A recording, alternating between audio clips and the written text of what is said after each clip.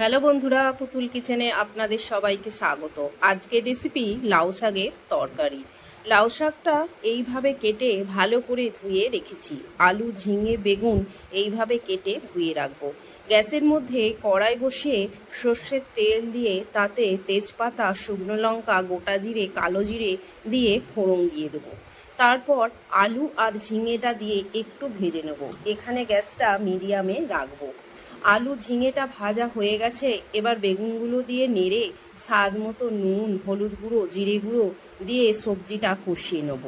তারপর লাউ শাকটা দিয়ে নেড়ে চাপা দিয়ে দেব 10 মিনিটের মতন। এখানে কোনো রকম জল ব্যবহার করিনি, কারণ লাউ শাক থেকে জল বেরোবে আর তাতেই আমার সবজিটা সিদ্ধ হয়ে যাবে।